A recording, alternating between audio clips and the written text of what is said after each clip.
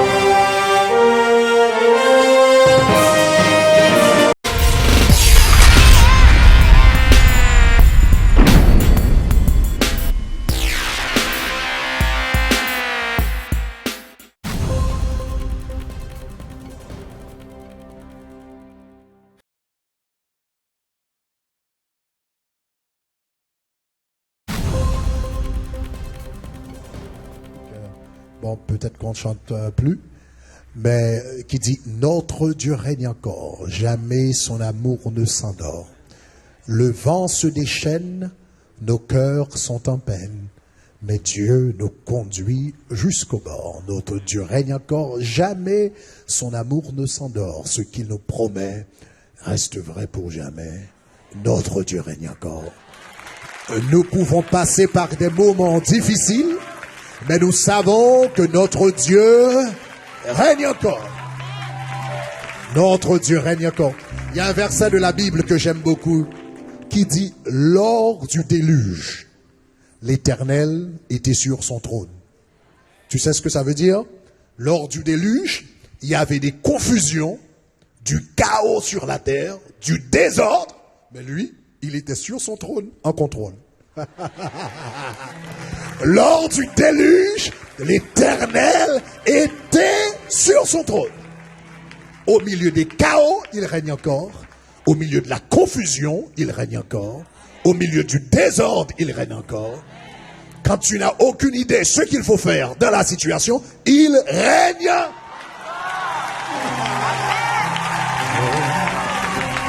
Il règne encore. Il règne encore.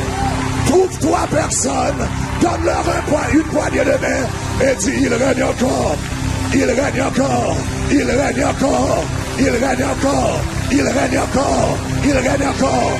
Je ne sais pas, je ne sais, aïe aïe aïe aïe aïe aïe, peu importe la maladie, il règne encore, peu importe les adversités, il règne encore, peu importe le manque d'argent, il règne encore, peu importe ce que disent les médecins, il règne encore, il règne encore, il règne encore, il règne encore, il règne encore, peu importe ce que disent tes amis, il règne. Je dis ce qu'il nous promet.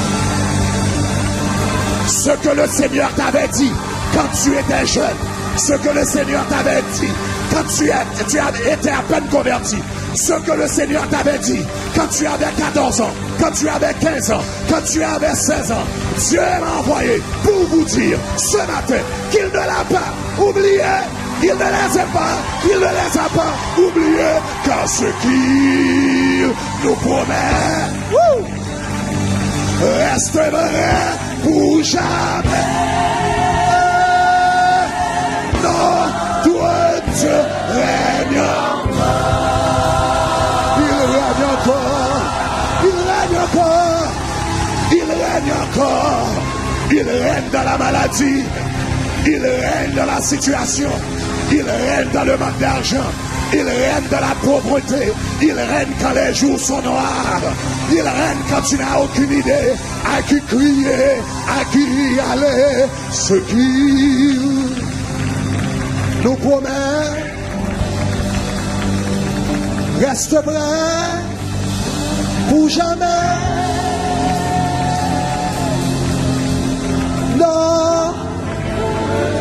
Dieu. Oh God.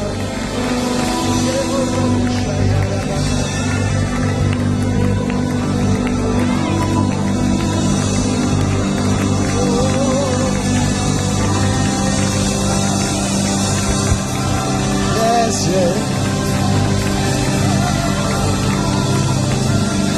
Ce qu'il nous promet, ce qu'il nous promet, merci Seigneur, ce qu'il nous promet, le ministère que tu m'as promis,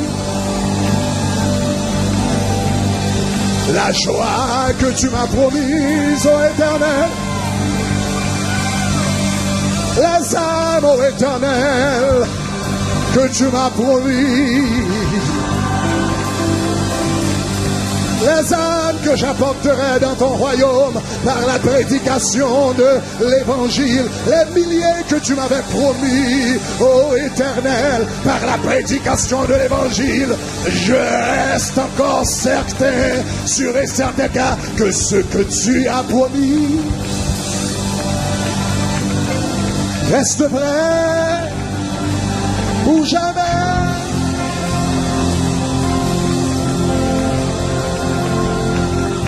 Notre Dieu règne encore.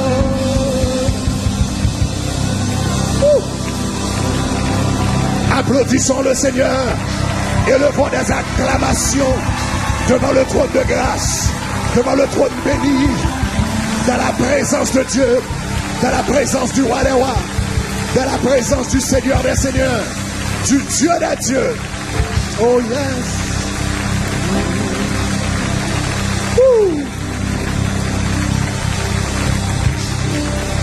Ce qu'il nous promet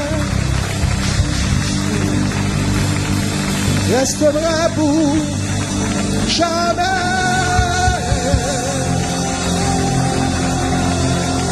Notre Dieu règne encore.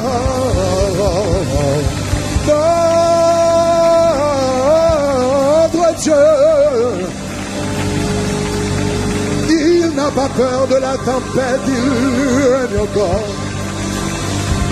Il n'a pas peur de mes ouragans, il règne encore. Notre Dieu règne encore.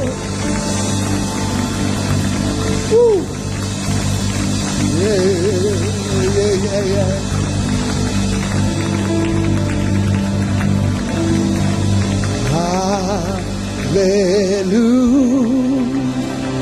Hallelujah.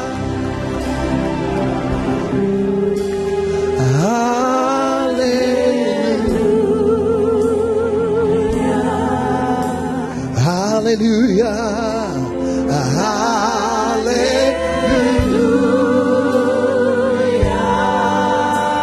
Hallelujah. Hallelujah. We lift you up, oh God. Hallelujah. Hallelujah. Let your glory invade this place, oh God. Hallelujah. Seigneur, hallelujah. Hallelujah.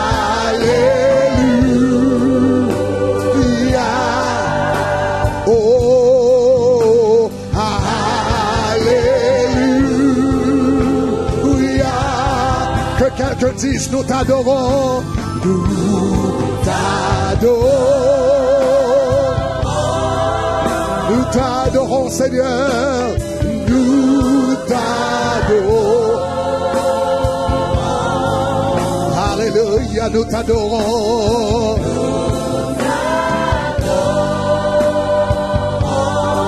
Seigneur, nous t'adorons. Nous t'adorons. Oh, nous t'adorons, Seigneur. Nous t'adorons. Nous t'adorons. En ce lieu, Seigneur. Nous t'adorons.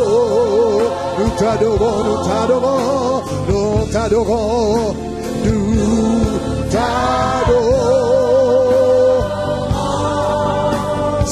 Seigneur Dieu, nous t'adorons. Nous t'adorons. Quelqu'un dise, nous te célébrons. Nous te célébrons. We lift you up, oh God, in the beauty of holiness. Nous te célébrons.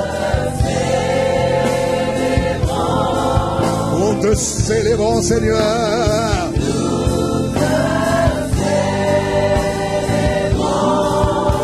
Nous te célébrons, nous te célébrons, nous te célébrons,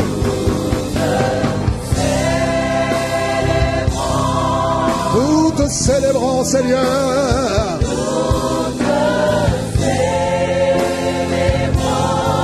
Nous te célébrons, nous te célébrons.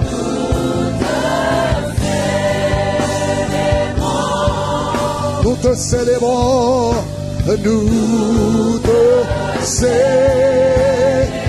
nous te magnifions, nous te magnifions. À toi l'honneur, la gloire, la magnificence, nous te magnifions. Merci Seigneur, nous te magnifions.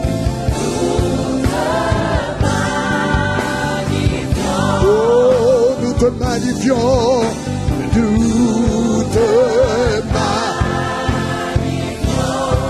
Oh, nous te magnifions. Yes, Seigneur, nous te magnifions. Ah, nous te magnifions, nous te magnifions, nous te magnifions, nous te magnifions. Maintenant, a cappella, sans musique.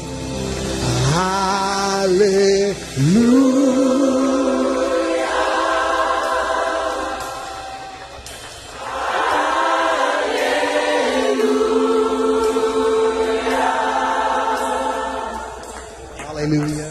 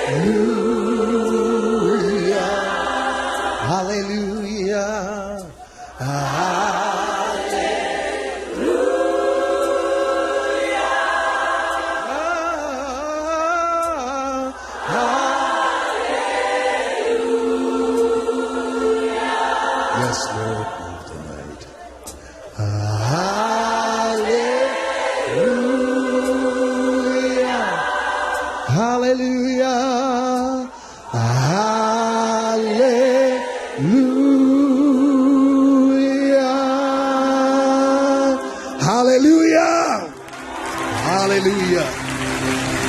Vous pouvez vous asseoir.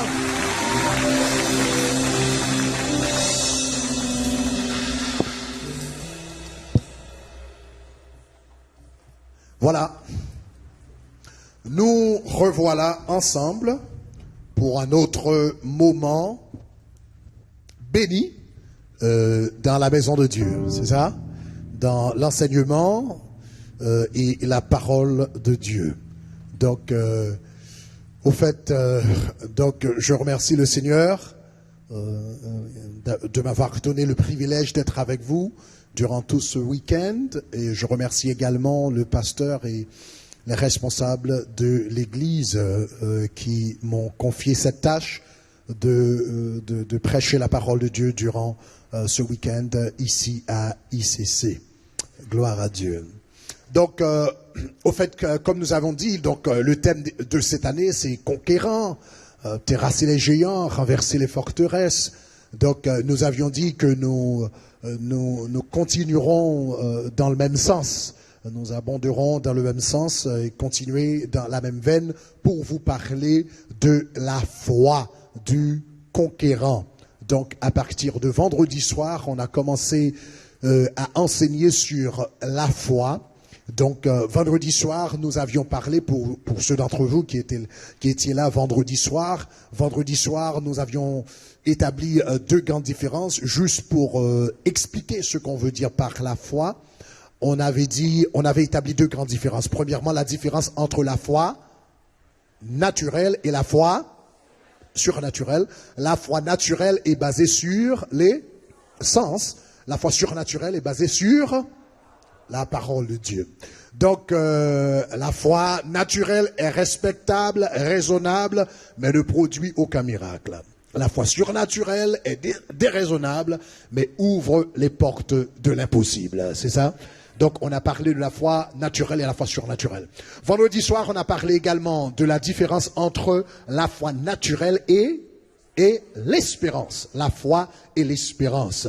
Donc, l'espérance s'oriente vers le futur, mais la foi, elle regarde au passé et réclame les bénéfices maintenant. Donc, la foi, c'est maintenant. Très, très important. L'espérance a été donnée pour attendre, mais la foi a été donnée pour recevoir. Très, très important. Donc, l'espérance dit, un jour, je serai guéri. Un jour, mon mari sera converti. Un jour, j'aurai un ministère. Un jour, je bâtirai un orphelinat, etc., etc. Un jour. Ok, l'espérance, c'est un jour. Maintenant, il n'y a rien de mal à l'espérance, mais l'espérance s'applique aux choses que nous ne pouvons pas contrôler ou aux choses sur lesquelles nous n'avons aucune influence.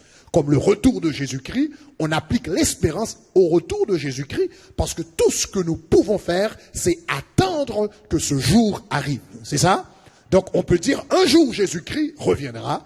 Donc, et c'est l'espérance et nous attendons ce jour. Et c'est tout à fait correct d'appliquer l'espérance dans ce cas. Mais à travers les enseignements de Jésus-Christ, ce qu'il a enseigné, la foi, c'est pour recevoir. Ceux d'entre nous qui veulent, si nous voulons recevoir quelque chose de la part de Dieu, la Bible nous dit, ce qu'il nous faut, c'est la foi. Jésus a dit, tout ce que vous demanderez par la foi, en mon nom, par la foi, vous le recevrez. Si vous croyez, vous le recevrez. Ça, c'est la foi. C'est bon? Donc, très, très important. Ce matin, on a parlé de la définition de la foi. Pour ceux d'entre vous qui étiez là ce matin, ok. Donc ce matin, on a parlé de la définition de la foi et on a vu ce verset. Or la foi est une ferme assurance. Et je vous ai dit que le mot grec ici c'est hypostasis. Cela veut dire le mot hypostasis vient de deux mots grecs, hypo en grec qui signifie en dessous. Et stasis qui vient d'un verbe grec qui signifie supporter. C'est ce qu'on met au-dessous de quelque chose pour la supporter. C'est la force, c'est la réalité. Donc, il y a certains, la version anglaise, New King James Version, traduit ce verset. Or, la foi, c'est la substance des choses qu'on espère, une démonstration de celles qu'on ne voit pas. C'est la substance. La substance dans la pensée grecque est souvent mise en opposition à l'apparence. La substance, c'est ce qui est réel, et l'apparence, c'est l'ombre, c'est ce qu'on voit. Donc, on a vu ce matin que la foi est très très importante parce que, donc, vous pouvez trouver l'enseignement de ce matin, mais on a parlé que la Bible nous enseigne que Dieu a créé les mondes. En Hébreux chapitre 11 verset 3, et il y a le monde visible, il y a le monde invisible. Mais le vrai, en réalité, le vrai c'est le monde invisible. Parce que c'est le monde invisible qui a donné naissance au monde visible. Hébreux chapitre 11 nous dit, c'est par la foi que nous reconnaissons que que ce que nous voyons n'a pas été fait de choses visibles. En d'autres termes, le monde a été fait de choses invisibles. Le visible a été tiré de l'invisible. Et je vous ai dit ce matin, aussi authentique, aussi réelle qu'une copie puisse être, elle ne peut être jamais plus authentique. Elle ne peut être jamais plus authentique que l'original. Donc si le monde matériel est tiré du monde spirituel, cela veut dire que le monde spirituel est encore plus vrai que le monde matériel. Est-ce que ça va, chers amis? Si le monde matériel est tiré du monde spirituel, le monde spirituel est encore plus vrai que le monde matériel. Donc la Bible nous dit la foi. Voilà pourquoi le monde spirituel est appelé la substance du monde matériel. Le monde spirituel est appelé la substance du monde matériel parce que c'est le monde spirituel qui a donné l'essence au monde matériel. Est-ce que ça va, chers amis? On a vu ce matin que nous avons une Jérusalem sur terre parce qu'il y a une Jérusalem dans le ciel. Nous avons, il y a Mont Sion, la montagne de Sion existe sur terre parce qu'elle existe dans les cieux.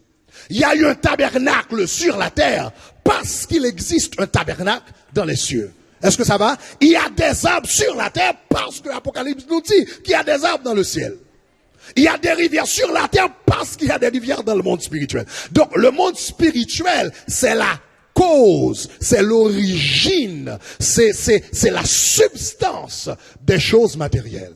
Et la foi, la Bible nous dit, la foi nous permet de saisir ces substances-là.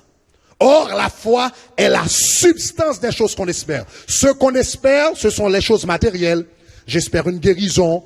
Je m'attends à une guérison, je m'attends à de l'argent, je m'attends au salut de mes proches, je m'attends, etc., etc. C'est ce que je peux voir, ce que je peux vérifier, c'est ce que j'espère. Mais la Bible me dit que la foi est la substance de ces choses-là.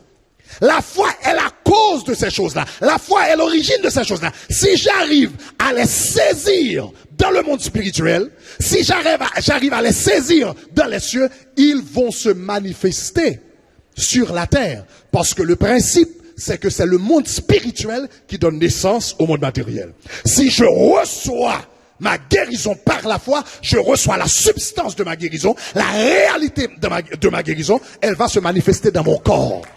Ça va? Si je reçois la substance de mon bien-être financier, ça va se manifester sur mon compte à banque.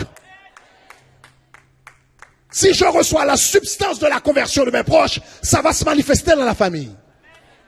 Donc la foi ne s'occupe pas aux apparences, les choses matérielles que la Bible appelle les ombres des choses célestes. La foi va droit à la réalité. La foi saisit la substance des choses divines. C'est bon? Maintenant, cet après-midi, nous allons parler de la puissance de la foi. La puissance de la foi. Donc, lisons le texte dans Marc, chapitre 11, le verset 23.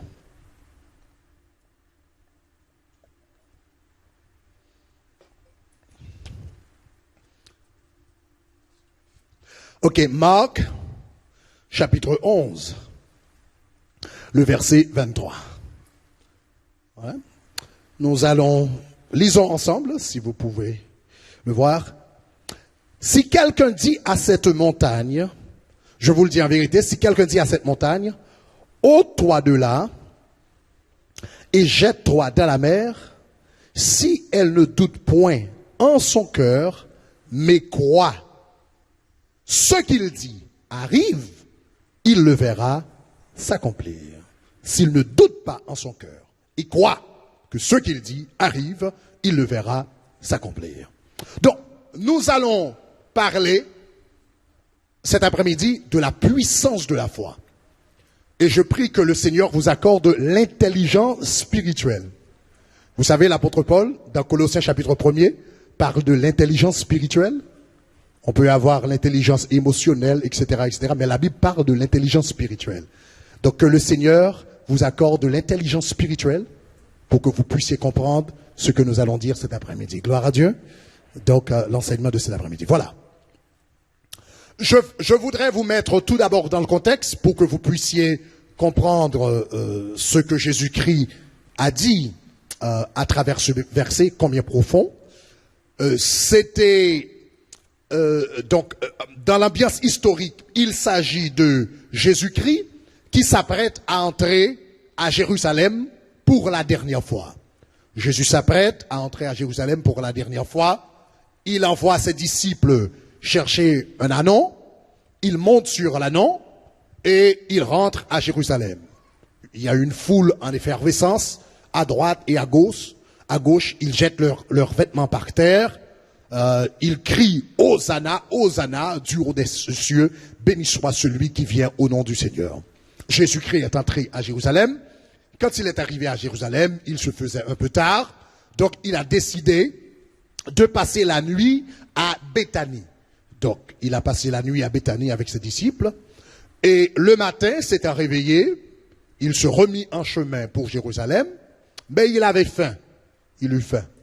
Et sur le chemin, il a remarqué un figuier. Il s'est approché du figuier pour en prendre du fruit, mais il n'y en avait pas. Donc, il a dit, il a dit que personne ne mange jamais de toi. Jésus-Christ a maudit le figuier. Les disciples ont entendu les paroles, mais ils n'en ont fait pas vraiment aucun cas. Donc, ils ont entendu les paroles et puis c'est tout. Ils sont allés à Jérusalem. Jésus est arrivé à Jérusalem dans le temple. Il trouve des vendeurs dans le temple, mais qui étaient vraiment des voleurs. Donc, il les a chassés hors du temple et il a passé l'après-midi à enseigner, etc., à Jérusalem. Après avoir enseigné, il est retourné dans une ville assez près de Jérusalem. Il y a passé la nuit et maintenant, il s'apprête à retourner à Béthanie. Sur le chemin du retour, les disciples ont remarqué que le figuier que Jésus-Christ avait maudit le jour d'avant avait séché jusqu'aux racines. Et Pierre, se souvenant de la parole que Jésus-Christ avait prononcée, dit, Maître, regarde. Donc il l'a dit d'une manière, on dirait, on dirait qu'il le dit avec étonnement. Regarde, le figuier que tu as maudit a séché. Et Jésus-Christ se sert de cette situation pour leur enseigner quelque chose, les enseigner quelque chose de très important au sujet de la nature de la foi. Donc Jésus prend la parole et dit, je vous le dis, en vérité, si quelqu'un dit à cette montagne, ôte-toi d'ici et jette-toi dans la mer,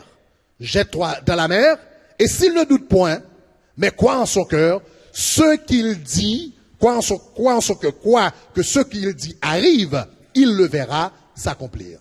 Donc Jésus commence avec quelque chose de très important.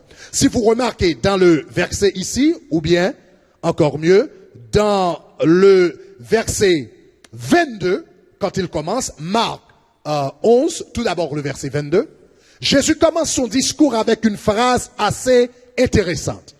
Marc chapitre 11, verset 22, si vous pouvez le mettre, c'est très très intéressant. Il commence avec quelque chose de très très intéressant. La version Louis II dit dans Marc chapitre 11, verset 22, ayez la foi. Louis II dit, ayez la foi en Dieu. Mais je ne sais pas s'il y a quelqu'un, est-ce qu'il y a quelqu'un dans la salle, qui aurait avec lui une Bible Scofield, une version Scofield, avec note de Scofield? Est-ce qu'il y a quelqu'un? Non? Scofield, avec note de Scofield? Si vous avez une Bible avec une note de Scofield, comme moi, vous allez remarquer quelque chose. Par exemple, ma Bible avec la version Scofield, je vais vous dire ce que ça dit, comment ça se lit dans ma Bible à version Scofield. Dans la version Scofield, Marc 1, verset 22, il dit, Jésus prit la parole et leur dit, ayez la foi en Dieu. Et à côté de ce verset, dans ma Bible, il y a un petit S. Cela veut dire, c'est une note de référence pour que vous voyez consultiez un peu la marge. J'ai regardé la marge. Ici, à côté du S, il dit littéralement, L-I-T-T, littéralement, ayez la foi de Dieu. La majorité des versions disent ayez la foi en Dieu. Mais en réalité, le texte grec dit ayez la foi de Dieu. En grec, c'est le génitif qui est utilisé. Ok, ekretet pestin théou. Théou, en grec, c'est le génitif qui se traduit littéralement par deux. Ayez la foi de Dieu. Jésus-Christ ne leur a pas. Il y a une très grande différence entre avoir la foi en Dieu et avoir la foi de Dieu. Le texte dit littéralement, Jésus leur a dit littéralement, ayez la foi de Dieu. On ne pensait pas que Dieu avait de la foi, mais Dieu a de la foi. Jésus leur a dit, ayez la foi de Dieu, et Jésus-Christ va expliquer la nature de la foi de Dieu. Et nous allons regarder ce texte de très près. Donc en Marc 22, après leur avoir dit, ayez la foi de Dieu, il explique maintenant, la foi de Dieu c'est quoi exactement? Donc en Marc 11, verset 23, il dit, si quelqu'un dit à cette montagne, ôte-toi de là, jette-toi dans la mer, s'il ne doute point en son cœur, mais quoi, ce qu'il dit arrive, il le verra s'accomplir. Cela veut dire, par la foi, ce verset est en train de nous dire que par la foi, on a la capacité de prononcer des paroles et les voir s'accomplir. Par la foi, on a la capacité de prononcer des paroles et les voir s'accomplir. Mais remarquez que Jésus-Christ a dit cela après avoir dit, ayez la foi de Dieu. Et il explique.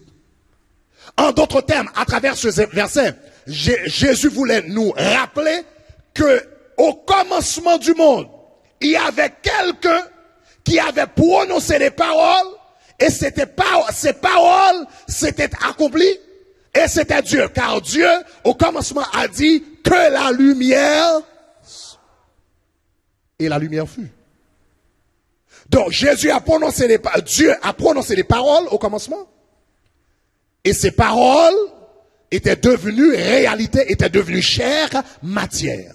Et Jésus-Christ nous dit que nous aussi nous avons cette capacité. Mais remarquez quelque chose ici parce que Jésus-Christ est en train d'établir un parallèle entre la foi du croyant et la foi de Dieu. Il leur dit, ayez la foi de Dieu. Puis il dit, si quelqu'un dit à cette montagne, ôte-toi et jette-toi dans la mer, et il ajoute, s'il ne doute point en son cœur, mais quoi, ce qu'il dit arrive, il le verra s'accomplir. Il y a quelqu'un d'autre qui avait parlé, et ces paroles étaient devenues réalité, c'était l'Éternel au commencement de la Bible. Donc cela veut dire, à travers l'enseignement de Jésus-Christ, Jésus-Christ était en train de nous dire que quand Dieu, au commencement, a dit que la lumière soit, il avait de la foi dans sa propre parole. Il avait confiance en sa propre parole. Voilà pourquoi il leur dit, ayez la foi de Dieu. Est-ce que ça va jusqu'à présent? Ça va? Maintenant, en d'autres termes, c'est à travers la parole de foi que Dieu a créé le monde. Et c'est à travers également la parole de foi que Jésus-Christ avait maudit le figuier le jour d'avant. Le jour d'avant, il a dit que personne ne mange de toi. Et maintenant, un jour après, Pierre regarde et il voit que le figuier a séché. Et il était étonné. Mais Jésus était en train de lui dire, écoute, Pierre, toi tu es étonné, moi je ne suis pas étonné.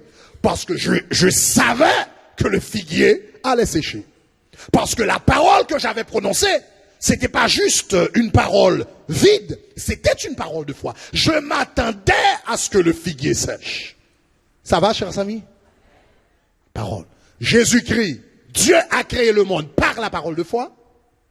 Jésus-Christ a maudit le figuier par la parole de foi. Et maintenant, il dit à ses disciples, vous pouvez également déplacer des montagnes par la parole de foi. Et cette foi, c'est la foi même de Dieu. La Bible nous dit, c'est par la foi que nous reconnaissons que le monde a été créé par la parole de Dieu. Dieu prononça, quand l'Éternel dit la lumière soit, il s'attendait à ce que la lumière apparaisse.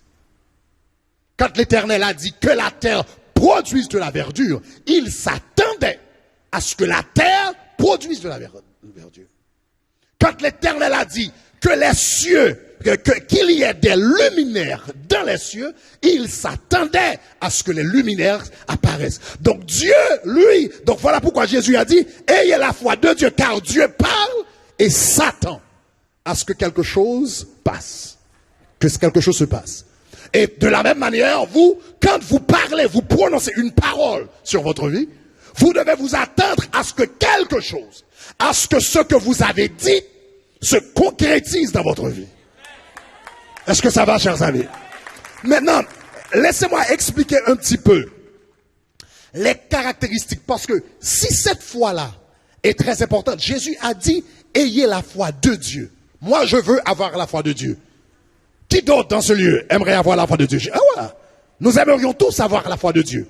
Donc, j'ai commencé à étudier le verset pour voir exactement quelles sont les caractéristiques de la foi de Dieu. Dieu m'a dit d'avoir la foi de Dieu, d'avoir la même foi que Dieu lui-même a.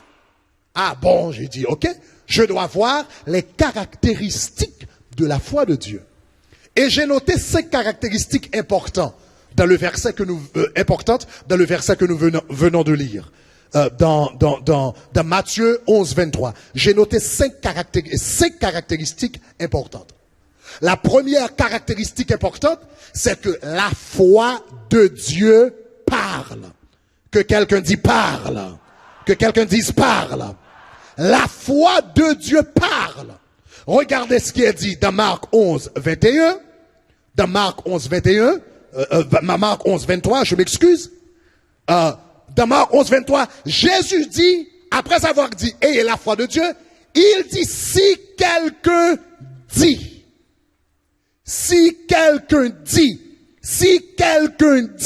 à cette montagne, déplace-toi. Après avoir dit, ayez la foi de Dieu, il explique, si quelqu'un dit, la première caractéristique de la foi de Dieu, c'est qu'elle parle. La foi parle.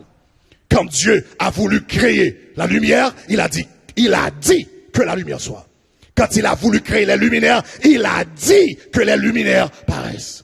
Quand il a voulu créer les arbres, il a dit que la terre produise de la verdure. Quand Jésus-Christ a voulu arrêter la tempête, il a dit, silence, tais-toi. Quand le Seigneur a voulu ressusciter Lazare, il a dit, Lazare, sors. Quand l'Éternel Jésus-Christ a voulu ressusciter l'enfant, le fils de la veuve d'Aïn, il a dit, jeune homme, lève-toi. La foi parle. Est-ce que ça va? Quand Pierre voulait guérir l'homme qui était boiteux de naissance, il a dit, je n'ai ni argent ni or, mais ce que je te le donne, au nom de, ce que j'ai, je te le donne, au nom de Jésus, lève-toi et marche. La femme de perte de sang, comme quand elle voulait recevoir sa guérison, elle disait en son cœur, si seulement je pouvais toucher le bord de son vêtement, je serais guéri. La foi parle. Que quelqu'un dise, la foi parle.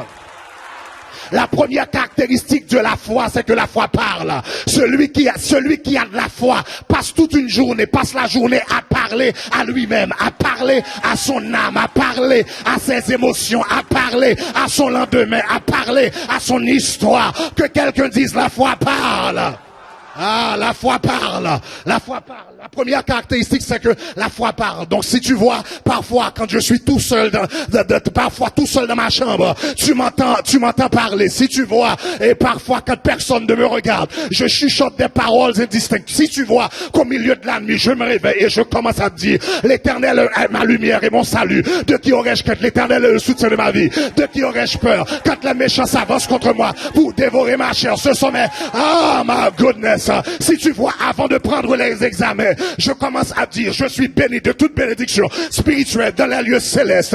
Et Dieu a répandu sur moi toute espèce de sagesse et d'intelligence. C'est la foi de Dieu que je suis en train de relâcher dans ma vie. Si tu me vois entrer dans la chambre de mes fils et puis je vais dans le placard, je prends ces vêtements, je prends des pantalons et je les impose les mains et je commence à dire, tous mes fils seront des disciples de l'Éternel. La promesse, c'est pour moi et pour mes enfants. Je suis en train de relâcher la foi de Dieu dans ma vie. Si tu vois, quand je cuisine pour mon mari qui n'est pas converti et je commence à dire avec l'apôtre Paul, or le mari non croyant est sanctifié par... Je suis en train de relâcher. Que quelqu'un dise, la foi parle. Dis à ton voisin, parle mon frère, parle. Parle.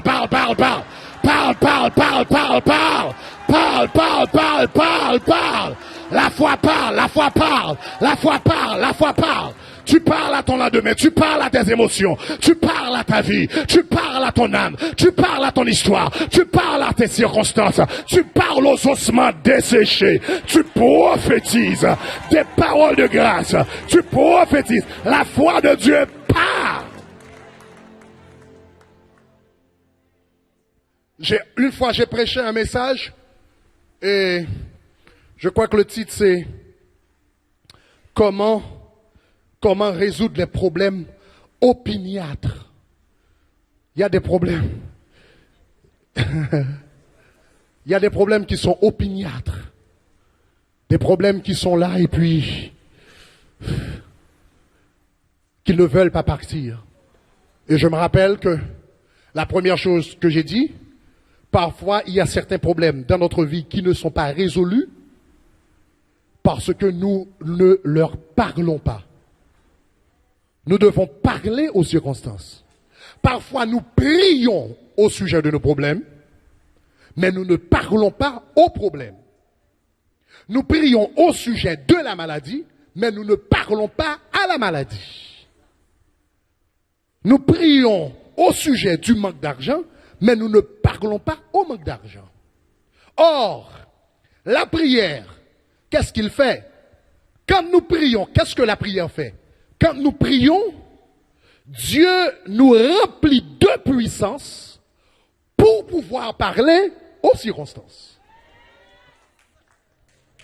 Jésus a dit, si tu dis à la montagne déplace-toi, ce n'est pas Dieu qui va dire à la montagne déplace-toi.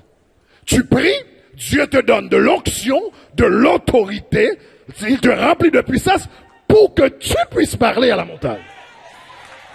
Lui, il te donne l'onction, toi tu parles. Lui, il te donne l'autorité, toi tu parles. Lui, il te donne la puissance, toi tu parles. Est-ce que ça va, chers amis? Donc parfois, nos problèmes ne sont pas résolus parce que nous attendons à ce que Dieu parle à nos problèmes. Mais Dieu ne va pas parler aux circonstances pour nous. Dieu va nous remplir de puissance, d'autorité, pour que nous parlions à ces circonstances au nom de Jésus de Nazareth. Est-ce que ça va, chers amis?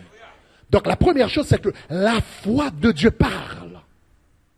Le croyant, celui qui a la foi de Dieu, il se parle à lui-même. Il parle. Tu te parles à toi-même, tu parles à ton âme. Tu parles à tes émotions, tu parles à tes circonstances. Tu passes la journée à parler, à commander.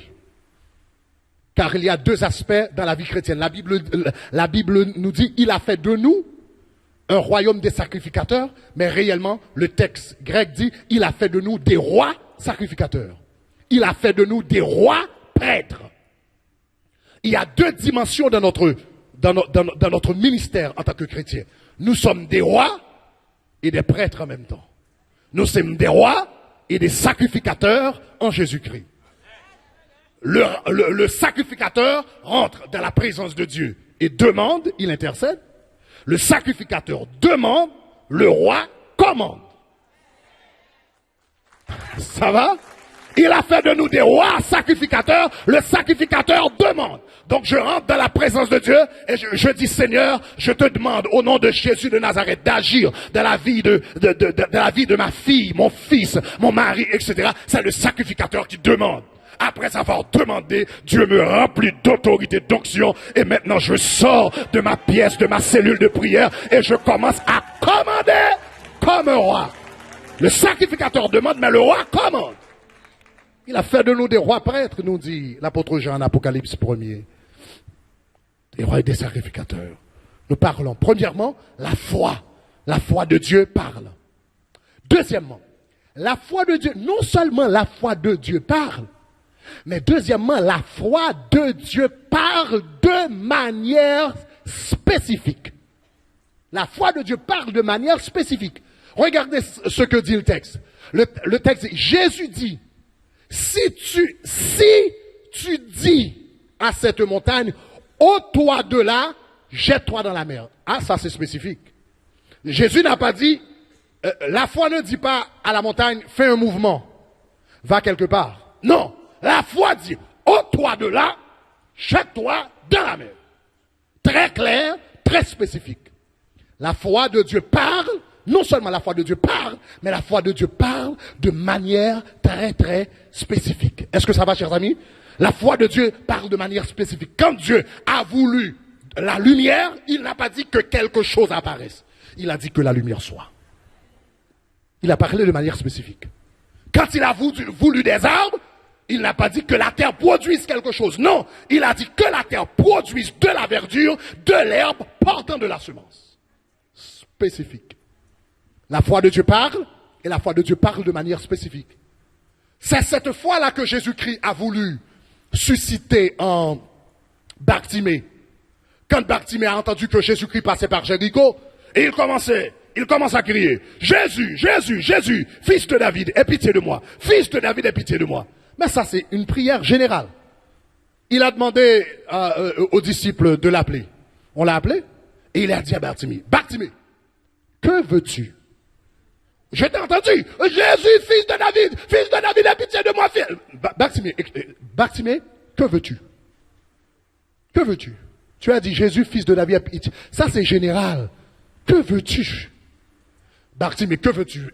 Aie pitié de moi, ça peut vouloir dire n'importe quoi. Aie pitié de moi, Bartimée, tu ne travailles pas, ça peut vouloir dire que tu veux de l'argent. Est-ce que tu veux de l'argent, Bartimée? Bartimée, fils de David, aie pitié de moi. Tu es aveugle, tu es au bord de la rue, les filles ne te regardent pas, peut-être tu veux une copine. Est-ce que tu veux une copine, Bartimée? Que veux-tu? Ok. Ça fait longtemps que tu portes ces vêtements sont sales. Est-ce que tu veux une paire de jeans de Calvin Klein? Bartimée, que veux-tu? Non, Bartimée dit que je recouvre la vie. Ça, c'est la foi de Dieu, c'est la foi. Et Jésus dit qu'il soit fait selon ta foi.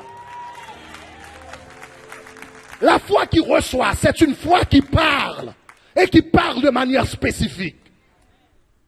Si tu as des dettes pour 50 560 €, ne va pas dans la présence de Dieu et dis Seigneur, souviens-toi de moi. Qu'est-ce que ça veut dire? Tu as des dettes pour 54 600, etc. Et tu dis, oh Seigneur, souviens-toi de moi. Qu'est-ce que ça veut dire? Non, ça c'est pas la foi. La foi parle et dit, au nom de Jésus, je reçois mes 54 760 € au nom de Jésus de Nazareth. Ça c'est la foi. La foi parle, la foi de Dieu parle, et la foi de Dieu parle de manière spécifique. Est-ce que ça va? C'est la deuxième caractéristique. La troisième caractéristique de la foi de Dieu. Il dit, si quelqu'un dit à cette montagne, ôte-toi de là et jette-toi dans la mer, s'il ne doute point. Troisième caractéristique de la foi de Dieu, c'est que la foi de Dieu croit. Comme je vous ai dit tout à l'heure, la foi de Dieu croit. En d'autres termes, ça veut dire quoi? Quand la foi de Dieu parle de manière spécifique et la foi de Dieu croit ce qu'elle dit. On peut parler et ne pas croire ce qu'on dit. La foi de Dieu croit. Quand j'ai dit, Seigneur, je te remercie pour les 57 000, etc. euros que tu m'as donné. Et je le crois. Seigneur, je te remercie parce que tu m'as guéri. Et je le crois. Seigneur, je te remercie pour le salut de mes proches. Et je le crois. Seigneur, je te remercie parce que je suis délivré de la dépression. Je le crois. Quand tu crois quelque chose, tu t'attends à ce que tu dises arrive. Ou encore mieux, se manifeste. Se manifeste. Parce que tu l'as déjà saisi. Tu as déjà saisi la substance de ce miracle, de cette délivrance, par la foi. Donc tu t'attends à ce que tu as dit se manifeste. La foi quoi? Tu t'attends. Quand Dieu a dit que la lumière soit, il s'attendait à ce que la lumière apparaisse. Quand Jésus a dit silence, tais-toi au vent, il s'attendait à ce que le calme se rétablisse. Quand Pierre a dit lève-toi au nom de Jésus, lève-toi et marche, il s'attendait à ce que l'homme marche. Première caractéristique de la foi de Dieu. La foi de Dieu quoi? La foi de Dieu parle. Deuxièmement, la foi de Dieu parle de manière spécifique. Troisièmement, la foi de Dieu quoi? Et remarquez ce qui est dit également dans le texte. Il dit non seulement il croit, mais il dit s'il ne doute point en son cœur, mais quoi? La foi de Dieu parle. La foi de Dieu parle de manière spécifique. La foi de Dieu croit. La foi de Dieu croit au fond du cœur. La foi de Dieu croit au fond du cœur. Chers amis, dans la Bible, le cœur, c'est l'organe de la foi. Le cœur, on croit avec le cœur. On ne croit pas avec la pensée ou la tête, on croit avec le cœur. Romains chapitre 10, verset 9, Romains chapitre 10, verset 9, nous dit, si tu confesses de ta bouche le Seigneur Jésus, si tu crois dans ton cœur que Dieu l'a ressuscité d'entre les morts, tu seras sauvé. Si tu crois dans ton cœur. Le siège de la foi de Dieu, l'organe de la foi de Dieu, c'est le cœur. Maintenant, Pasteur Greg, qu'est-ce que ça veut dire exactement croire dans le cœur? Très bonne question, très bonne question. Qu'est-ce que ça veut dire croire dans le cœur? Ça me prendrait un peu de temps pour expliquer, parce que le mot cœur dans la Bible comporte a un champ sémantique assez large, plusieurs aspects, plusieurs significations. Ça nous prendrait peut-être une semaine pour en parler en détail. Mais je vais vous dire en grosso modo, qu'est-ce que ça veut dire le cœur dans la Bible. Avant même de vous expliquer, de vous dire ce que je vais vous expliquer, je vais vous expliquer, prenons des exemples, par exemple, des exemples de la vie de chaque jour. Souvent, nous utilisons le cœur pour parler de ce qui est, de ce qui est important, ou encore du plus important, de ce qui est de plus important. Par exemple, quand nous parlons du cœur, par exemple, nous utilisons le mot cœur au sens d'importance. Nous sommes arrivés au cœur du sujet. Nous sommes arrivés au cœur du sujet. Au cœur du sujet veut dire quoi? Nous sommes arrivés à la partie la plus importante dans le sujet. Est-ce que ça va? Nous utilisons le mot cœur également pour exprimer la partie la plus profonde. La pierre est tombée au cœur de la mer. Les astronautes ou bien les scientifiques ont étudié le cœur de la terre. Cela veut dire la partie la plus profonde. Donc le cœur dans la Bible représente la partie la plus importante ou la plus profonde de l'homme. Donc vient la question maintenant. Quelle est la partie la plus importante de l'homme? Quelle est la partie la plus intime, la plus profonde de l'homme? Vous savez que l'homme est un être trichonome, tripartite. Cela veut dire trois parties. Nous avons l'esprit, l'âme et le corps. Dans 1 Corinthiens chapitre 5 verset 23, l'apôtre Paul parle des trois parties de l'homme et il les énumère par ordre d'importance. Il dit que le Dieu de paix vous sanctifie lui-même tout entier et tout votre être. Et il explique ce qu'il veut dire par votre être. L'être humain est composé de quoi? Et il les écrit par ordre d'importance. Tout votre être, premièrement, l'esprit. Deuxièmement, l'âme. Troisièmement, le corps. La partie la plus importante de l'homme, c'est l'esprit. Vous savez que vous êtes esprit, n'est-ce pas? L'homme est esprit. Tu es esprit, tu as une âme et tu habites dans un corps. Hein? Parfois, nous disons que nous avons un esprit ou bien nous avons une âme ou un esprit, mais la réalité, non, nous sommes esprits. Vous vous rappelez en Jean 3, qu'est-ce que Jésus a dit? Ce qui est né de la chair est chair et ce qui est né de l'esprit est quoi? Ah. Si tu es né de l'esprit, la Bible dit tu es esprit. Tu as une âme, tu habites dans un corps, ce corps est appelé une tente. L'apôtre Paul l'appelle une tente, une maison. La partie la plus importante de l'homme, c'est l'esprit. Quand Jésus dit, si tu dis, ôte-toi de là, jette-toi dans la mer, et ne doute pas en son cœur. Quand l'apôtre Paul dit, si quelqu'un croit en ton cœur, en son cœur, qu'est-ce qu'il veut dire? Si nous croyons avec l'esprit, au niveau de l'esprit. Croire avec le cœur, c'est croire avec l'esprit. Maintenant, Pasteur Greg, explique-moi ça un petit peu. Laissez-moi vous expliquer un peu mieux. Vous savez que il y a trois parties de l'être humain. Il y a l'esprit, il y a l'âme, le corps. Le corps, c'est le siège des sensations, des sens et des sensations. L'âme, c'est le siège de la raison, des émotions et également de la volonté.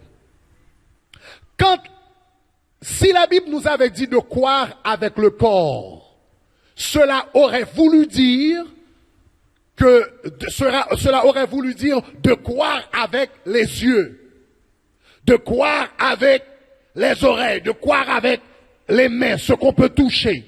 De quoi? Si la Bible avait dit croire avec le corps, aurait voulu dire croire avec les sens.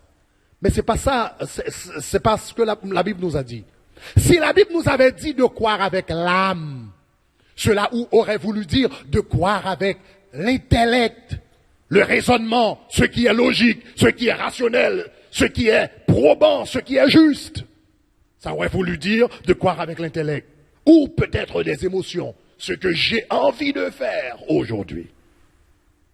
Mais la Bible n'a pas dit de croire avec le corps ou de croire avec l'âme. La Bible a dit de croire avec le cœur, qui est l'esprit. Cela veut dire, quand la Bible dit s'il croit en son cœur, cela veut dire s'il croit indépendamment de ce qu'il puisse sentir dans son corps. Oh. S'il croit indépendamment de ce qu'il puisse voir avec ses yeux. S'il croit indépendamment de ce que puissent dire les amis. S'il croit indépendamment de ce qui lui paraisse logique. S'il croit indépendamment de ce qu'il a envie de faire ou n'a pas envie de faire. S'il croit indépendamment de tout ça, il le verra.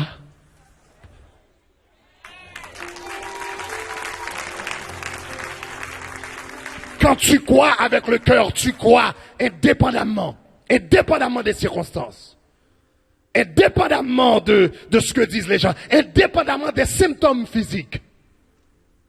Parfois, parfois ça peut paraître bête, fou, de confesser qu'on est guéri quand nous avons les symptômes de la maladie partout dans le corps. Ça peut paraître fou.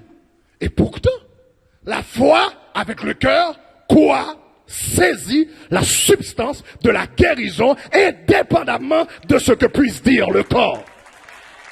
Et celui qui a la foi, si je peux saisir cette guérison indépendamment des signes, des symptômes, etc., si je le saisis par la foi dans le monde céleste, dans le monde spirituel, elle va se manifester tôt ou tard dans ce corps physique. Vous avez peut-être entendu le témoignage d'un grand apôtre de la foi du XXe siècle, Kenneth Hagin. Kenneth Hagin, c'était son nom. Quand il est né, Kenneth Hagin, quand il est né, au fait, il est né avec une déformation cardiaque, et également une maladie du sang, ok, une maladie au niveau du sang, ok. Donc, et à cause de cette maladie-là, généralement, les personnes qui sont atteintes de cette maladie ne vivent jamais au-delà de 17 ans. Donc, il est né avec cette déformation cardiaque et la maladie sanguine. Et il a été voir les meilleurs médecins. Parce qu'à l'âge de 16 ans maintenant, il commence à avoir des complications, etc. Et il était paralysé. Pendant 18 mois, il était paralysé. Donc, à peu près à l'âge de 15 ans et demi, il ne pouvait plus marcher, il avait perdu ses mouvements, etc. Il était obligé de rester couché sur un lit chez lui. Il a été voir les meilleurs médecins. Ses parents avaient des entreprises, etc. On lui a donné les meilleurs médecins. Mais ils ont dit, impossible. C'est une maladie incurable. Quand il a vu les meilleurs médecins autour de chez lui, dans sa ville, dans son état, etc., il y avait un grand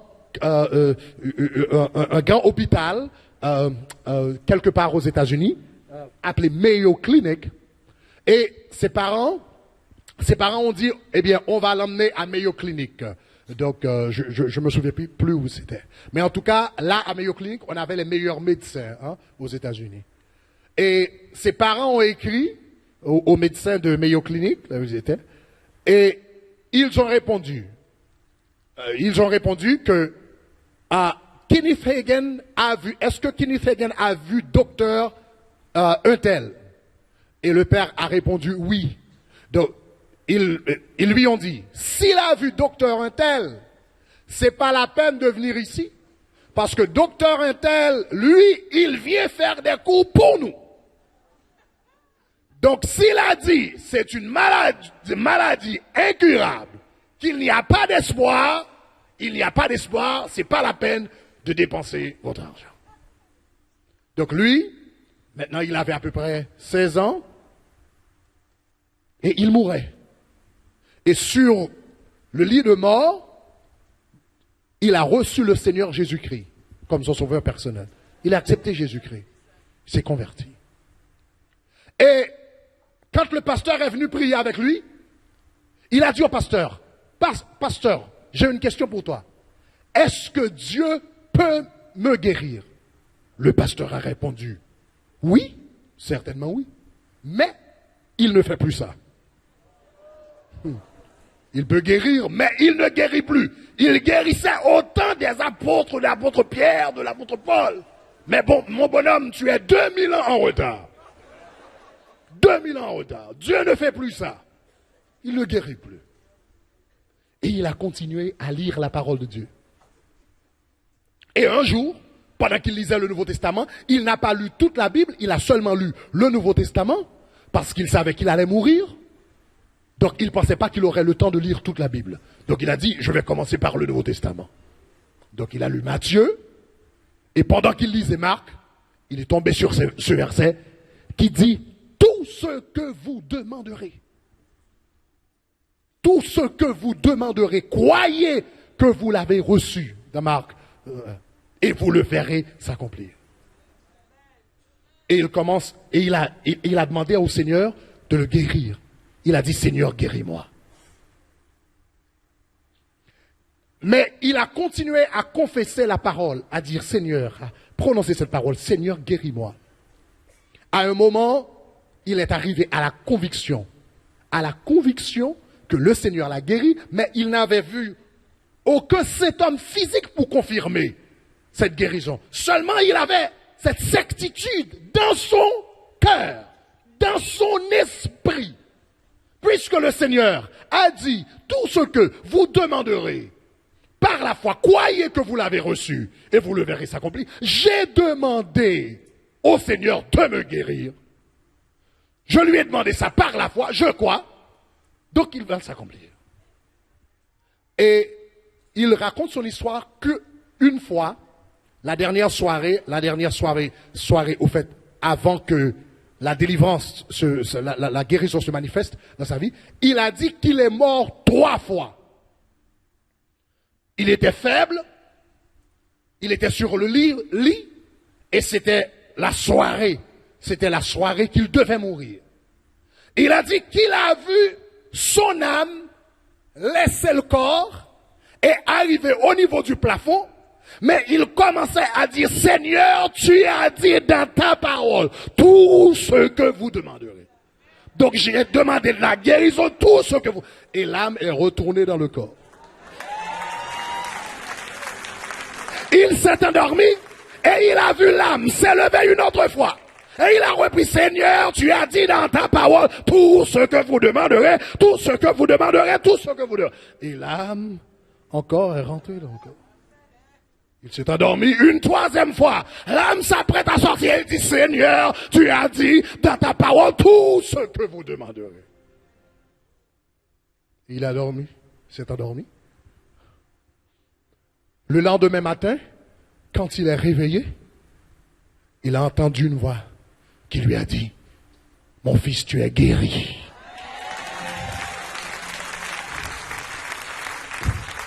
Mais il a dit, même après avoir entendu la voix, il n'a senti vraiment aucun symptôme. Il n'y avait rien de différent. Et là-bas lui a dit, mon fils, j'ai dit tu es guéri, le crois-tu? Il dit oui. Eh bien il dit, si tu le crois, il est 10h30, les gens qui sont guéris ne sont pas encore au lit à 10h30. Donc lève-toi.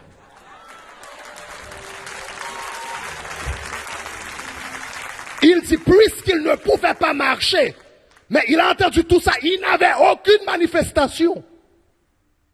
Donc, il dit qu'il a fait un énorme effort pour pouvoir se tourner puisqu'il était handicapé. Il ne pouvait pas marcher, il était sur son lit pendant 1 an et demi. Il a fait un effort et il s'est laissé tomber du lit. Du moment qu'il s'est laissé tomber, il a dit c'est comme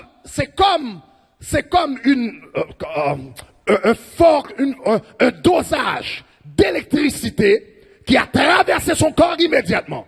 Et cette cheville devait faire, il pouvait se tenir sur son pied. Et il commençait à marcher. Cette parole était devenue une réalité parce qu'il avait cru. Il avait cru non avec ses sens, non avec ses yeux, non avec son corps, non avec son intellect, non avec ce qu'il pouvait sentir. Il a cru avec son esprit, il a cru au cœur, il a cru au-dedans de lui-même. Indépendamment des circonstances, indépendamment de ce qu'il pouvait voir, indépendamment de ce qu'avaient dit les médecins, indépendamment de ce qu'il pouvait sentir. C'est ça la foi. C'est ça croire au cœur. Croire au cœur, c'est refuser de laisser tomber la parole de Dieu. Refuser de tourner le dos à la parole de Dieu. Mettre sa confiance en Dieu. Même lorsque les circonstances semblent nous paraissent adverses. C'est croire. Croire au cœur, c'est croire. Indépendamment du corps, indépendamment de l'âme. Indépendamment de l'intellect, des émotions. Je crois. Pourquoi? Parce que la parole le dit et Dieu est fidèle. Donc je le crois. Je le crois. Ça c'est croire avec le cœur. Si quelqu'un croit, ne doute point en son cœur, mais croit ce qu'il dit, que ce qu'il dit arrive, il le verra s'accomplir. Et je termine, chers amis, quand tu exerces... Oh, finalement, j'ai une autre chose à dire, parce que c'est simple. Premièrement, la foi de Dieu parle. Deuxièmement, la foi de Dieu parle de manière spécifique. Troisièmement, la foi de Dieu, quoi? Et la foi de Dieu, quoi? Et avec la foi de Dieu, quoi? Avec le cœur. Et finalement et dernièrement, la foi de Dieu opère dans le présent. Ça, je vous l'avais dit vendredi soir. Si quelqu'un croit, s'il croit que ce qu'il dit arrive, présent. Tout ce que vous demanderez, croyez que vous l'avez reçu. Présent. Donc la foi de Dieu, quoi? Non seulement avec l'esprit, mais la foi de Dieu opère au présent. La foi de Dieu croit dans le présent. La Bible dit dans Romains chapitre 4, ça c'est un verset assez important, laissez-moi vous le voir, dans Romains chapitre 4, parce que c'est tellement fort comment la foi de Dieu opère. La foi de Dieu opère dans le présent. Romains chapitre 4, les versets 18, 17 et 18. Romains chapitre 4. Ah, ça c'est fort. Romains chapitre 4, verset 17. Je m'excuse, verset 17. Pas 18. Lisons ensemble, si vous pouvez lire. Vous pouvez lire. Là, il dit, je t'ai établi père d'un grand nombre de nations. Il est notre Père, devant celui auquel il a cru. Et il explique qui? C'est Dieu. Et il dit, ce Dieu, c'est le Dieu qui donne la vie aux morts. Et il dit, qui appelle les choses qui ne sont point. Ça, c'est la foi de Dieu. La foi de Dieu appelle les choses qui ne sont point. Comme si elles étaient. Dans le présent. Donc, tu as ton fils, j'ai mon fils, il est dans la drogue. Les gens de ce monde, le système l'appelle un délinquant. Moi, je regarde, je dis, c'est un serviteur de Dieu. Les hommes l'appellent délinquant, mais moi, je dis, je suis un serviteur de Dieu. Ils me regardent et disent, ils regardent mon salaire, ils regardent mon travail, ils regardent mes vêtements et disent qu'il est pauvre. Moi, je dis, je suis prospère en Jésus-Christ. Ils me regardent à l'hôpital, ils disent, cet homme est malade, il est très malade. Non, mais moi, je dis, je suis bien, je me sens très très bien. Au nom de Jésus, je suis guéri, j'ai de la force. J'appelle les choses qui ne sont pas comme si elles étaient. Ça, c'est la foi. Ça, c'est la foi de Dieu.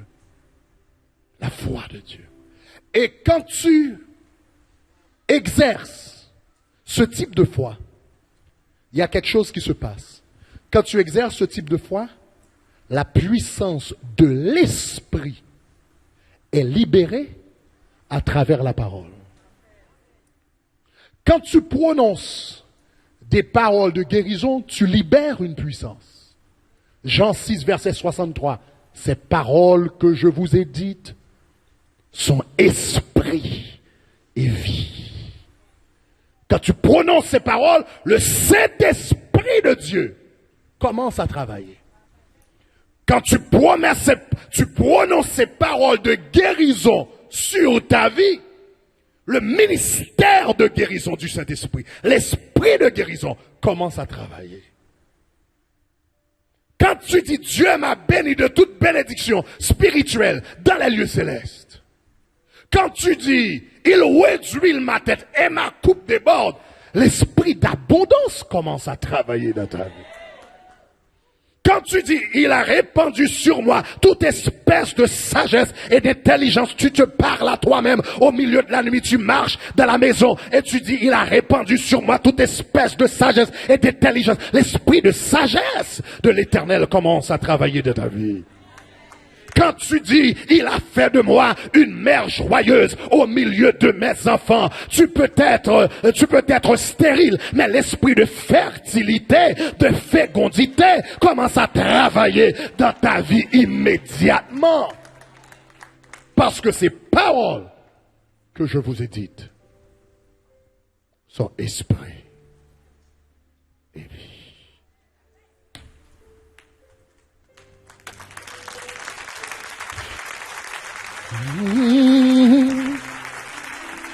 You're the miracle so great. There is no one else like you. There is no one else like you. Pour terminer, tu vas prophétiser sur ta vie. Car you are great. You're the miracle so great. Tu vas relâcher.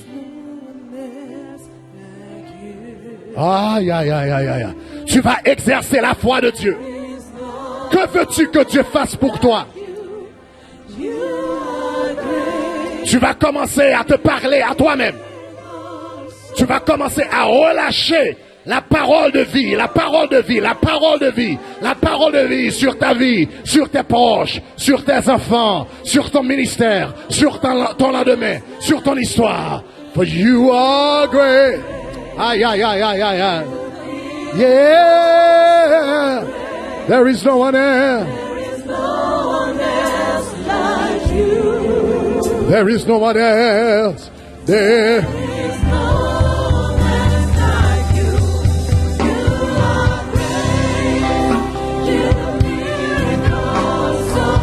My goodness, there is no one else. Hey! There is no one else like you. Please. En français. Tu es grand. Oh, ah.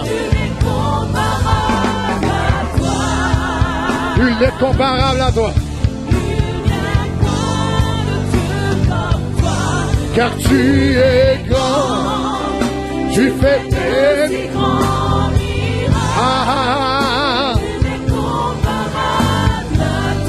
ah, il est comparable comme toi, car tu es grand. Tu fais de si grands miracles.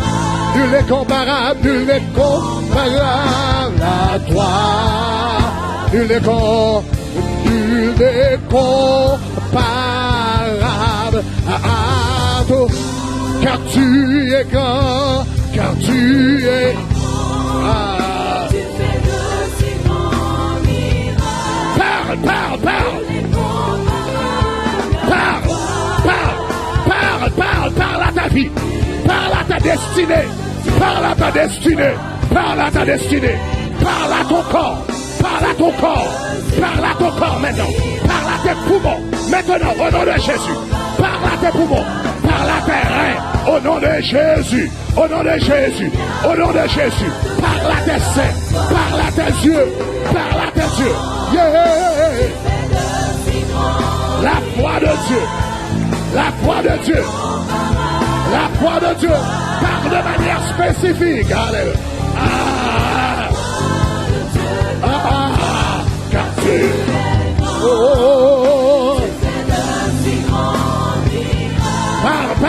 parle. Au nom de Jésus de Nazareth. Au nom de Jésus de Nazareth. Au nom de Jésus de Nazareth. Au nom de Jésus. Au nom de Jésus. Déclare. Déclare ton succès. Déclare ta réussite. Déclare ta victoire. Déclare-toi ta guérison. Déclare ta liberté. Oh, oh, oh, oh. Ah, relâche. La foi de Dieu, la foi de Dieu, la foi de Dieu. Car tu es grand. Ça c'est la foi du conquérant. Ça c'est la foi du conquérant. Ça c'est la foi du conquérant. Ça c'est la foi du conquérant. Ça c'est la foi du conquérant. Le conquérant apprend à parler à lui-même. Le conquérant n'est pas obligé d'attendre que quelqu'un lui impose la main. Le conquérant n'est pas obligé d'attendre que quelqu'un lui donne une parole de prophétie. Le conquérant n'est pas obligé d'attendre que quelqu'un demande de la guérison pour vous. Hey, parle à ta destinée, parle à ta vie, parle à ton cœur. Relâche. Alléluia.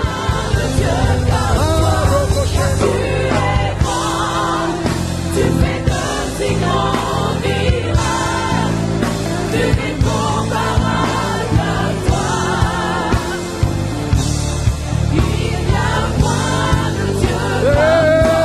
Car tu es grand, tu fais de si grands miracles, tu n'es comparable à toi.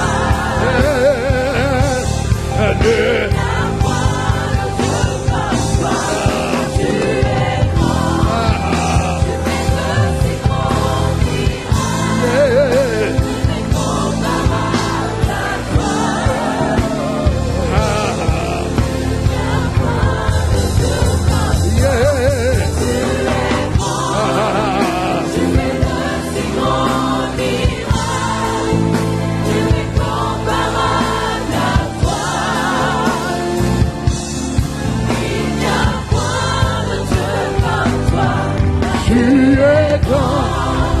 Tu fais de si grands miracles, tu es comparable à toi. Nul n'est comparable à toi. Nul n'est comparable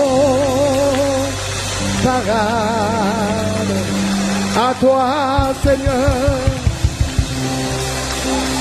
Nul n'est comparable.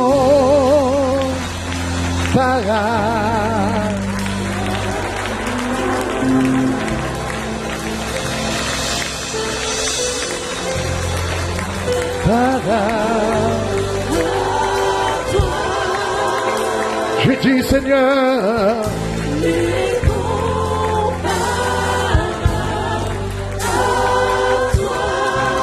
les grands de ce monde, Seigneur, ne peuvent comparer à toi, nul. Ils ne peuvent être comparés. Nul n'est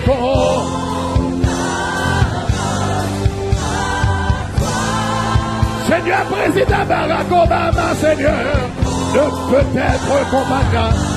être comparé à toi. Oh, oh, oh, oh.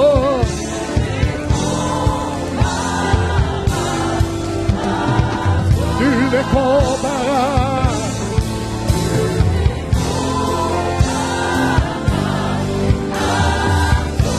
Oh, oh, oh, nul n'est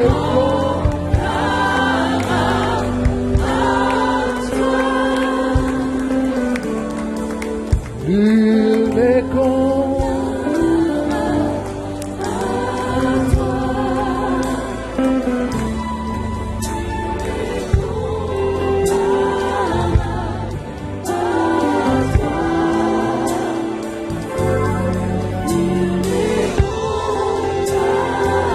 Nul n'est comparable.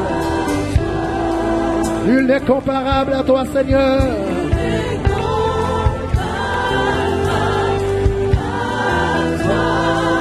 Aucune force sur la terre, Seigneur.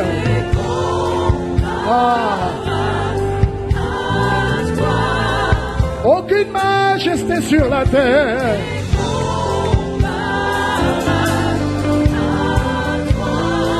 Aucune dignité dans ce monde, Seigneur.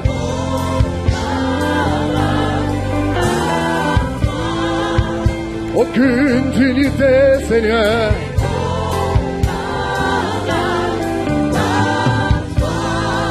Nul n'est comparable.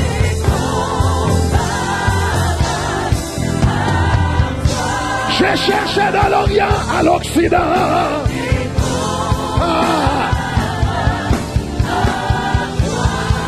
J'ai vérifié du nord au sud.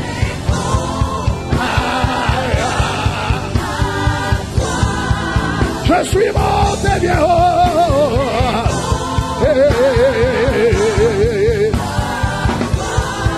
J'ai cherché en Haïti, en Angleterre, en Paraguay, partout. J'ai cherché aux États-Unis, en Espagne, en Paraguay. Seigneur, j'ai cherché parmi mes amis aussi. Oh, Paraguay. Nul n'est comparable.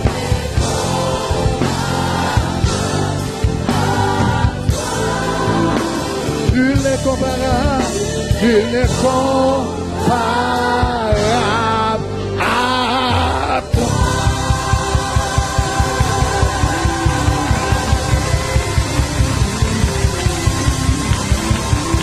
Non, non, non, ne failliront jamais. Les promesses de Dieu ne failliront jamais. Non, non, non, ne failliront jamais. Les promesses de Dieu ne failliront jamais. Non, non, non. Non, non, non, ne failliront jamais. Les promesses de Dieu. Les promesses de Dieu ne failliront jamais. Non, non, non, non. Non, non, non, ne failliront jamais. promesses de Dieu ne failliront jamais. Non, non, non, non, non. Ceux qui ont la foi de Dieu, les promesses de Dieu ne failliront jamais. Non, non, non, non, non, non. Ne failliront jamais. Les conquérants qui ont de la foi, confessent ces paroles. Non, non, non, non, non, non. Ne failliront jamais. Les promesses de Dieu ne failliront jamais. Je dis non, non, non, non, non, non. Ne failliront jamais. Les promesses de Dieu ne failliront jamais. Je dis, Satan est menteur, c'est lui qui faillira. Et les promesses de Dieu ne failliront jamais. Je dis, Satan est menteur, c'est lui qui faillira.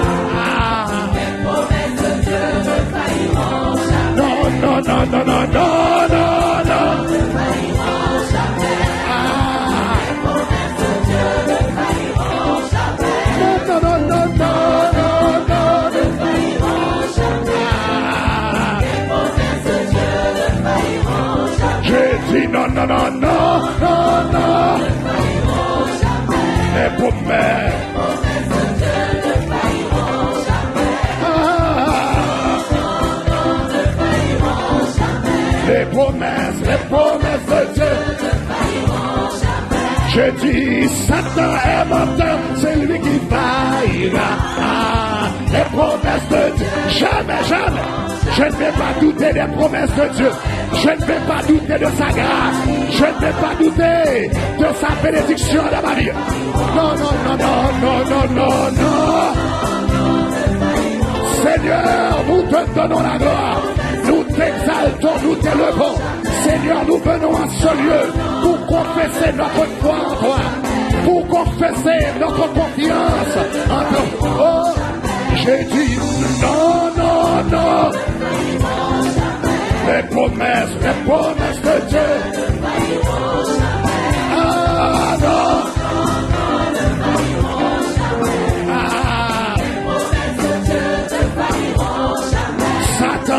Satan est menteur, c'est lui qui faillira. Mais les promesses de Dieu. Satan est menteur, c'est lui qui faillira. Les promesses de Dieu ne failliront jamais. Non, non, non, non, non, non. Ne failliront jamais. Les promesses de Dieu ne failliront jamais. Ah, non, non, non, ne failliront jamais. Les promesses de Dieu ne failliront jamais. J'ai dit non, non, non, non, non, non, non. Les faveurs de Dieu, les faveurs de Dieu ne failliront jamais. Non, non, non, non, non, non, non. Les faveurs de Dieu. Si Dieu, oh non, ne failliront. Les faveurs de Dieu ne failliront jamais. Non, non, non, ne failliront jamais. Les faveurs de Dieu ne failliront jamais. Ce problème est menteur, c'est lui qui faillira. Les problèmes de Dieu ne failliront. J'ai dit ce problème est menteur, c'est lui qui faillira. Non, non, non, non, non, non, non, ne failliront jamais. Les promesses de Dieu ne failliront jamais. Non, non, non, ne failliront jamais. Ya, ya, ya, les promesses de Dieu. Oh, cette manière diamante, c'est un qui faillira. Mais les promesses de Dieu ne failliront jamais. Cette maladie mentale, c'est là qui faillira. Les problèmes de Dieu ne failliront jamais. Non, non, non. Ne failliront jamais. Les promesses de Dieu ne failliront jamais. Non, non, non, ne failliront jamais.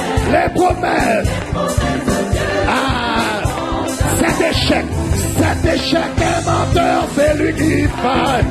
J'ai dit les promesses de Dieu. Oh, cet échec est menteur.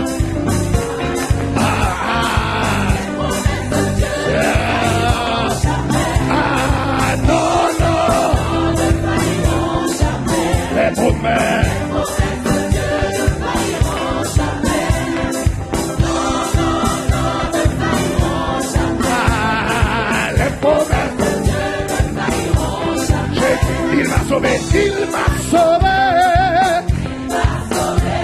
J'ai dit il m'a sauvé, il m'a sauvé, il m'a sauvé, il m'a sauvé, il m'a sauvé, il m'a sauvé, il m'a lavé,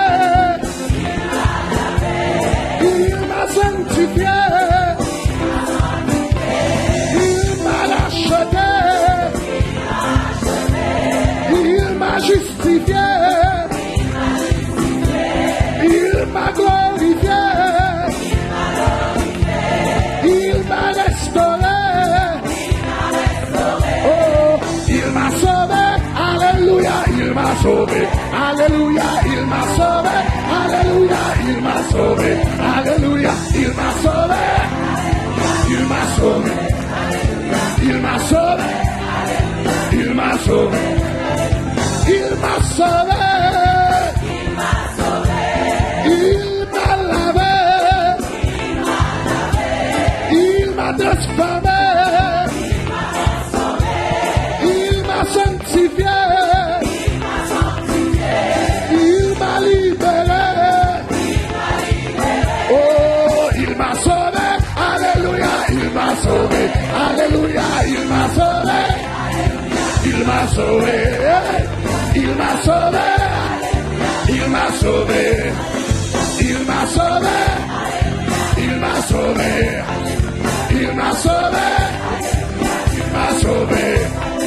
il m'a sauvé, il m'a sauvé, il m'a sauvé, il m'a sauvé, il m'a lavé, il m'a transformé, il m'a libéré, il m'a glorifié, il m'a changé, oh, il m'a sauvé, alléluia, il m'a sauvé, alléluia, alléluia, alléluia, il m'a sauvé, écoutez ceci, assemblez, louez l'éternel, il est vivant. Assemblez, louez l'éternel, il est vivant. Assemblez, louez l'éternel, il est vivant. Assemblez, louez l'éternel, il est vivant.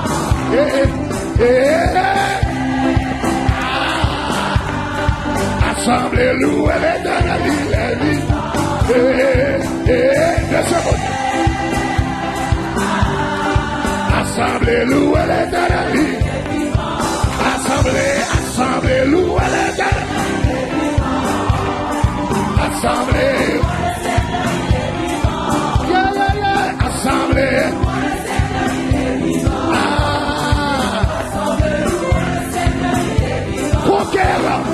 conquérant, louez l'éternel, il est. Conquérant, louez l'éternel. Conquérant, louez. Conquérant.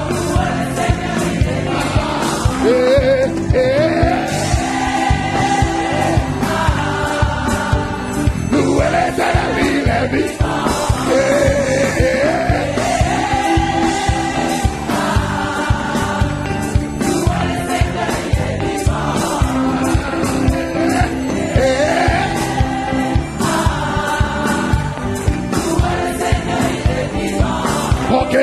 Conquérant, louez l'éternel, il est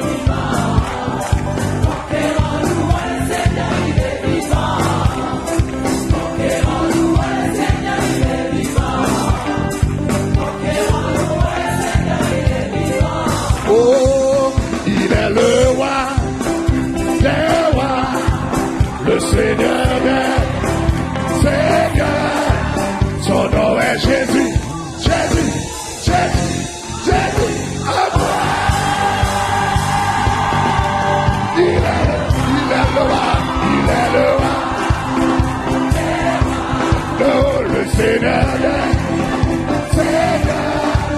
Son nom est oh.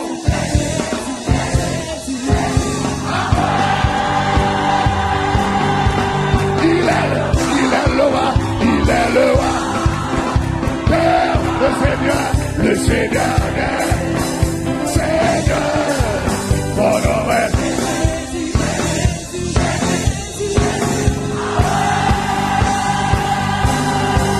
il est le roi. Yeah, yeah, yeah, yeah, yeah.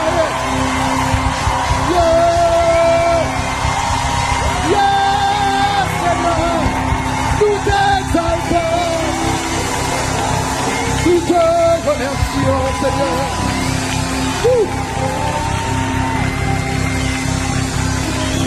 Écoute, avant de vous laisser, je voulais prononcer quelques paroles de bénédiction au nom de Jésus-Christ. Je vais prononcer des paroles de bénédiction sur ta vie et tu la reçois au nom de Jésus. Je vais prononcer ces paroles à partir du psaume 20 et je vais prononcer ces paroles sur ta vie et tu vas dire je le reçois au nom de Jésus. Tu te rappelles du miracle de la guérison de la jeune fille que je vous avais montré, c'est vendredi soir. J'ai dit, il y a quelqu'un dans la salle qui a poussé le Seigneur à changer son agenda. Et puis elle était au fond. Elle se mit debout et dit, je le reçois au nom de Jésus. Immédiatement, elle a vu. Parce que cette foi était devenue réalité. Donc je vais prononcer ces paroles. Voilà comment est-ce qu'on va le lire. Le psaume 20. Je vais dire que l'Éternel t'exauce au jour de la détresse. Et tu vas dire, au nom de Jésus, je le reçois au nom de Jésus. Je vais dire que le nom du Dieu de Jacob te protège. Et tu vas dire, je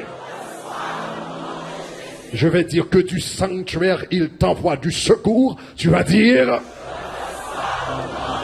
alléluia. Tu vas le recevoir avec force, avec engouement et rapidité. Au nom de Jésus de Nazareth. Alléluia. Et ces paroles, la Bible dit, les paroles que je vous ai dites sont esprit et vie. Ces paroles vont relâcher la puissance du Saint-Esprit et le ministère du Saint-Esprit dans ta vie au nom de Jésus de Nazareth. Que l'Éternel t'exauce au jour de la détresse. Que le nom du Dieu de Jacob te protège.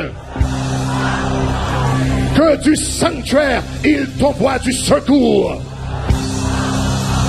Que de Sion, il te soutienne. Qu'il se souvienne de toutes tes offrandes. Qu'il se souvienne de toutes tes offrandes. Qu'il se souvienne de toutes tes offrandes. Que le Seigneur se souvienne de vos sacrifices. Que le Seigneur se souvienne de vos louanges. Que le Seigneur se souvienne de vos adorations. Que le Seigneur se souvienne de ta passion pour lui. Que le Seigneur se souvienne de ton cœur pour lui. Que le Seigneur se souvienne de ton amour pour lui. Que le Seigneur agrée à tes holocaustes. Que l'Éternel agrée à tes actions de grâce. Que l'Éternel agrée à tes sentiments de reconnaissance. Que l'Éternel te donne ce que ton cœur désire. J'ai dit que l'Éternel te donne ce que ton cœur désire. Que l'Éternel te donne ce que ton cœur désire. Que l'Éternel te donne ce que ton cœur désire. Que l'Éternel te donne ce que ton cœur désire. Que l'Éternel te donne le travail que ton cœur désire. Que l'Éternel te donne le ministère que ton cœur désire. Que l'Éternel te donne la santé que ton cœur désire. Que l'Éternel te donne la vie que ton cœur désire. Que l'Éternel te donne l'onction que ton cœur désire. Que l'Éternel te donne l'intimité que ton cœur désire. Que l'Éternel te donne la passion que ton cœur désire. Que l'Éternel te donne la grâce que ton cœur désire. Que l'Éternel t'accorde ce que ton cœur désire. Que l'Éternel accomplisse tous tes desseins. Que l'Éternel accomplisse tous tes desseins. Que l'Éternel accomplisse tous tes desseins. Que l'Éternel accomplisse tous tes projets. Que l'Éternel accomplisse tous tes plans. Que l'Éternel accomplisse tes programmes. Que l'Éternel accomplisse ta vision. Que l'Éternel accomplisse tes desseins. Que l'Éternel accomplisse tes desseins. Que tu te réjouisses en son salut. Que tu te réjouisses en son salut. Que tu te réjouisses en son salut. Que tu lèves l'étendard de ton Dieu. Que tu lèves l'étendard de ton Dieu. Que tu lèves l'étendard de ton Dieu. Que l'Éternel exauce tes vœux. Que l'Éternel exauce tes vœux. Que l'Éternel exauce tes vœux du haut des cieux. Que l'Éternel exauce tes vœux du haut des cieux. Que l'Éternel exauce du haut des cieux. Que l'Éternel exauce du haut des cieux. Que l'Éternel te sauve. Que l'Éternel te sauve. Que l'Éternel te sauve. Que l'Éternel te sauve. Que l'Éternel te sauve. Qu'il t'exauce quand tu l'invoques. Qu'il t'exauce quand tu l'invoques. Qu'il t'exauce quand tu l'invoques. Qu'il t'exauce quand tu l'invoques. Qu'il t'exauce quand tu l'invoques. Qu'il t'exauce quand tu l'invoques. Qu'il t'exauce quand tu l'invoques. Qu'il t'exauce quand tu l'invoques. Qu'il t'exauce quand tu l'invoques. Qu'il t'exauce quand tu l'invoques. Qu'il t'exauce quand tu l'invoques. Qu'il t'exauce quand tu l'invoques. Qu'il t'exauce quand tu l'invoques. Hey! Que Dieu vous bénisse. Yeah, yeah, yeah. Hallelujah.